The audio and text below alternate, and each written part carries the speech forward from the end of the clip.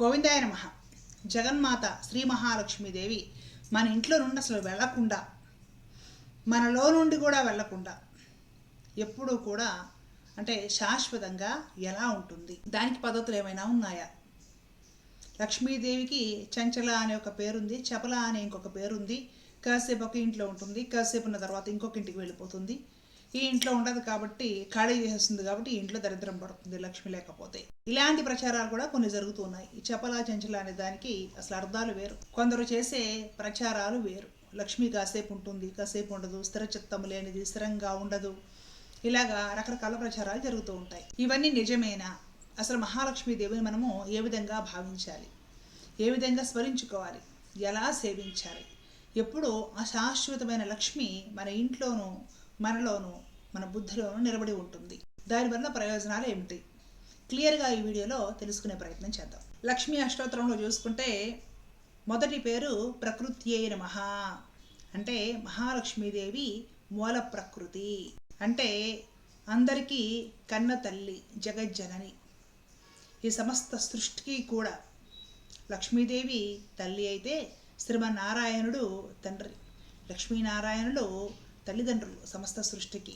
వీళ్ళిద్దరూ కూడా లోకాలకు సర్వాధికారులు.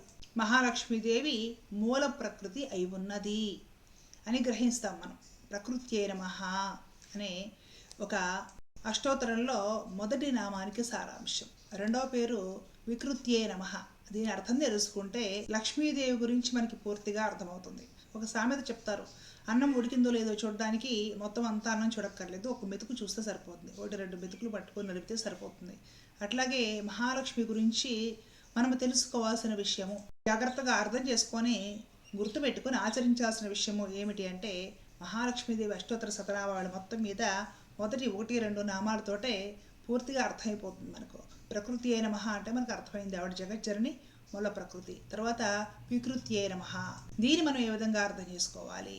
మూల ప్రకృతియు జగజ్జననియు అయిన మహాలక్ష్మీదేవి, ప్రకృతి స్వరూపమైన మహాలక్ష్మీదేవి ధన కనక వస్తు వాహనాది రకరకాల భౌతికమైన రూపాల్లో, రాజసింహాసనాలు, రత్నాలు, మణులు, మాణిక్యాలు, బంగారము ఇత్యాది అది మూల్యమైన వస్తువుల రూపంలోనూ భౌతికంగా కనపడుతూ ఉంది. అలాగే విద్య, బుద్ధి, సిద్ధి మొదలగు రకరకాల రూపాల్లో ఆధ్యాత్మికంగా కూడా పరిణితి చెంది మనకు జ్ఞానం రూపంలో సాక్షాత్కరిస్తూ ఉంది. ఈ విధమైన రూపాలలో, భౌతికమైన రూపంలోనూ అలాగే మానసికంగా జ్ఞాన పరిపక్వత రూపంలో కూడా ఆవిడ మనకు సాక్షాత్కరిస్తుంది. కాబట్టి ప్రకృతికి ఇది వికృతి. అలాగే ఈ మహాలక్ష్మీదేవి ఎల్లప్పుడూ కూడా శ్రేయపతిని సేవిస్తూ ఉంటుంది, శ్రీమన్నారాయణుడికి సేవ చేస్తూ ఉంటుంది. అలాగే జీవులందరి చేత కూడా సేవలు అందుకుంటూ ఉంటుంది. అంటే ఆవిడ నిత్యానపాయిని, తన భర్తను అలాగే జగత్పతి అయిన శ్రీమన్నారాయణుడికి సేవ చేస్తూ ఉంటుంది. జీవులందరికీ తల్లి కాబట్టి జీవులతోటి సేవలు అందుకుంటూ ఉంటుంది. అలాగే జీవులలో ఉండే లోపాలను, దుర్గుణాలను కూడా సంస్కరించి జీవులలో భక్తిని ప్రజ్వలిల్లేలా చేసి జీవులను ఆ పరమాత్మ దగ్గరికి చేర్చే ఆ బాధ్యత ఏదైతే ఉంటుందో అది తాను తీసుకుంటుంది. కాబట్టి ఆ తల్లి పురుషకారిణి. మామూలుగా పెద్దలు చెబుతూ ఉంటారు, పిల్లలకి మొదటి గురువు ఎవరు అంటే కన్న తల్లియే. తల్లి మొదటి గురువు అవుతుంది. ఆ విధంగా జీవులందరికీ కూడా మొదటి గురువు శ్రీ మహాలక్ష్మీదేవి. ఆమె తాను భగవంతుడికి కైంకర్యం చేస్తూ భగవంతుడికి కైంకర్యం ఎలా చేయాలో, భగవంతుడిని ఏ విధంగా సేవించి భగవంతుడిని చేరాలో జీవులకు నేర్పుతూ ఉంటుంది. కాబట్టి ఆవిడ కన్న తల్లి, దాంతో పాటుగా గురువు, ఆచార్యురాలు. అలాగే ఆ తల్లి మనసుకి వాక్కుకి అందేది కాదు, ఇంత అని ఆవిడని మనం నిర్ణయించలేము. కాబట్టి ఆవిడ పరబ్రహ్మ స్వరూపిణి లేదా పరమాత్మిక అని కూడా అంటాం. అంటే మనము లక్ష్మిని గురించి తెలుసుకోవాల్సిన యథార్థ స్థితి ఇది. మనం ఏం చేస్తామంటే ఇవన్నీ పట్టించుకోకుండా అసలు ఆవిడ ఏం చేస్తుంది, జీవులకు ఏ పాఠం నేర్పుతుంది, జీవులలో ఉన్న ఎన్నో పాపాలను, దోషాలను తొలగించి ఆవిడ ఎలా సంస్కరించడానికి ప్రయత్నం చేస్తుంది, ఈ విధమైన ఆధ్యాత్మికపరమైన తాత్పర్యాన్ని ఆలోచించకుండా పక్కన పెట్టేసి ఎంతసేపు ఉన్నా కూడా లక్ష్మీదేవి మా ఇంట్లోకి రావాలంటే ఏం చేయాలి? చీపురు ఆ మూల పెట్టాలి, చేట ఈ మూల పెట్టాలి, లేదంటే సాయంత్రం కరెక్ట్గా ఈ టైం తర్వాత ఇల్లు ఊడిస్తే లక్ష్మి వెళ్ళిపోతుంది, ఇట్లాంటివన్నీ కూడా. మొత్తం ఇల్లు నీట్గా ఉంచుకోకపోతే లక్ష్మి వెళ్ళిపోతుంది, రకరకాల దీపాలు వెలిగించకపోతే, ఇంకేదో చేయకపోతే లక్ష్మి వెళ్ళిపోతుంది అని ప్రతి దానికి లక్ష్మిని నెపంగా చూపించడం మొదలెట్టేశారు. మరి ముఖ్యంగా ఈ సోషల్ మీడియా ఈ వీడియోస్ అవన్నీ వచ్చిన తర్వాత మనకి లక్ష్మి అంటే ఏంటంటే ఆవిడ ఇల్లంతా 24 గంటల మిలిటరీ డిసిప్లిన్ తోటి సర్దుకొని తుడుచుకొని కడుక్కొని క్లీన్ చేసుకొని నీట్గా మిలమలా మెరిపిస్తూ టైంకి రెడీ అయ్యి మనం కూడా సినిమాలో హీరోయిన్స్ మిలమలా మెరుస్తూ ఉంటేనే ఆవిడ ఇంట్లోకి వస్తుంది. అలా ఉండకపోతే బొంగమూతి పెట్టుకుని అలిగి ఇంట్లో నుండి బయటకు వెళ్ళిపోతుంది. ఆవిడ వెళ్ళడము ఎక్కడికైనా పోతే బాగుండు, వేరొకరి ఇంట్లోకి వెళ్ళిపోతుంది చపల చంచల. దాంతో మనకి దరిద్రం పడుతుంది. ఇట్లాగా మనము అధిక ప్రసంగము మహాలక్ష్మీదేవుని గురించి చేయడం అనేది ఒక దరిద్రం. లక్ష్మిని గురించి ఈ విధంగా అక్కర్లేని విషయాలు, పనికిమాలిన విషయాలు, ఆవిడ గురించి ఆధ్యాత్మికపరమైన కోణం చెప్పకుండా ఇలాంటి పనికిమాలిన విషయాలు చీపిరి చేటలు చెంబుల దగ్గర చెప్పడం అనేది చాలా తప్పు. పూర్వం ఏదో మన పెద్దలు కాస్త మహిళలు బద్దకించి ఉండకుండా ఏదో మామూలుగా పెంకుటిళ్ళు పూరీలలో పూర్వము కాస్త ఎక్కువ మంది కాపురాలు ఉండేవాళ్ళు కాబట్టి వాళ్ళకి బద్దకించి ఉంటే ఇంట్లో తేళ్ళు జరులు తిరుగుతూ ఉంటాయి, ఇంకా చెత్తగా ఉంటుంది. ఇప్పుడు సౌకర్యాలు లేవు, లైట్లు లేవు. కాబట్టి వాళ్ళు బద్దకించకుండా ఉండాలంటే వాళ్ళకి అర్థమయ్యేలా చెప్పాలి, హైజీనిక్గా ఉంచుకోవాలి, శుభ్రంగా క్లీన్గా ఉంచుకోవాలి.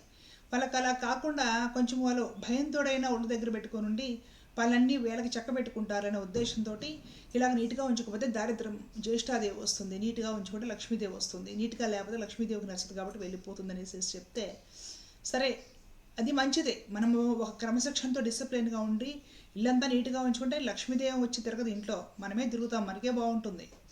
కానీ మనం చదువుకొని విజ్ఞానవంతులమై ఉండి ఈరోజు మహిళలందరూ చదువుకుంటున్నారు, మొత్తం అందరూ గ్రాడ్యుయేట్స్, పోస్ట్ గ్రాడ్యుయేట్స్, మళ్ళీ జాబ్ కూడా చేస్తున్నారు. ఇంత విజ్ఞానాన్ని ఆర్జించి కూడా తెలుసుకోవాల్సిన ఆధ్యాత్మిక కోణం తెలుసుకోకుండా ఇంకా లక్ష్మీదేవి అంటే చీపుర్ల దగ్గర చేటల దగ్గర ఉంటుందనుకుంటే అలాగా ఆధ్యాత్మిక కోణం తెలుసుకునే ప్రయత్నం చేయండి. మహాలక్ష్మీదేవి మూల ప్రకృతి, ఆవిడ సర్వాంతర్యామిని, అంతటా ఉంటుంది. ఆవిడ ఈ జగాలన్నిటినీ కన్న తల్లి.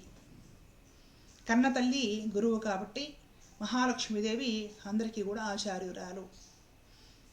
భగవంతుడిని ఆమె సేవిస్తూ ఉంటుంది.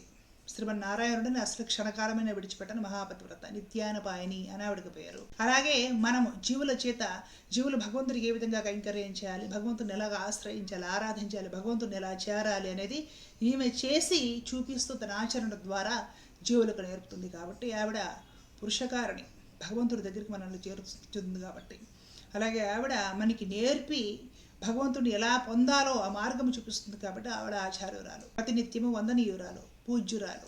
ఆవిడ భౌతిక రూపంలో రకరకాల సంపదల రూపంలో ఉంటుంది. అలాగే ఆధ్యాత్మిక పరంగా మనలో ఒక విద్యలాగా జ్ఞానమై, వివేకమై, సద్బుద్ధి అయి, సిద్ధి అయి ప్రకాశిస్తుంది. ఇలాగా ఆవిడ గురించి ఒక యథార్థ తత్వాన్ని తెలుసుకునే ప్రయత్నం చేసిన వాళ్ళకి జ్ఞానం కలుగుతుంది. ఎవరికి జ్ఞానం కలుగుతుందో, భగవత్పరమైన జ్ఞానం కలుగుతుందో వాళ్ళు భౌతికపరమైన కొన్ని విషయాల కోసం లక్ష్మీదేవిని అసలు ఆశ్రయించరు. మాకేదో ఈవిడకి పూజ చేసేస్తే సాయంత్రానికి ఏవో రావాల్సిన డబ్బులు వస్తాయి, ఎల్లుండి ఏదో అప్పు దొరుకుతుంది, ఆ తర్వాత ఇంకేదో బ్యాంకులో పెట్టుకున్న బంగారు నగలు వెనక్కి వచ్చేస్తాయి, సొంత ఇల్లు కట్టుకుంటాము, ఇలాంటి విషయాలకు కాకుండా 4 మెట్లు ఎక్కువ ఎక్కి ఆవిడ యథార్థ తత్వాన్ని మనం గ్రహించగలిగితే మనకు అసలు ఇలాంటి చిన్న చితకా విషయాలకి పూజలు చేసే అవసరం ఎప్పటికీ రాదు జీవితంలో. అర్థమవుతుంది కదా. చిన్న చిన్న విషయాలకి పూజ చేసి మొక్కులు మొక్కే అవసరము జీవితంలో రానంత జ్ఞానం ఆ స్థాయికి వెళ్ళిపోతాం మనం. ఆ స్థాయికి వెళ్ళిన వాళ్ళకి అసలు ఇలాంటి అవసరాలు రావు, ఇలాంటివి ఏమీ రావు. అర్థమవుతుంది కదా.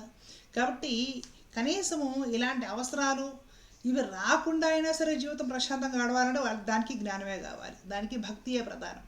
ఎలా అంటే పరమాత్మ గీతలో చెప్పినట్టుగా నిష్కామమైన భక్తి ప్రధానం. కాబట్టి మహాలక్ష్మీదేవిని భక్తితో ఆశ్రయించే ప్రయత్నం చేయండి. ఆవిడ మా ఇంట్లో ఉంటుంది, కాసేపు ఉంటే వెళ్ళదు, ఇల్లు ఊడ్చుకోకపోతే వెళ్ళదు. ఇల్లు ఊడ్చుకోవాలి, అన్నీ శుభ్రంగా ఉంచుకోవాలి, హైజీనిక్గా.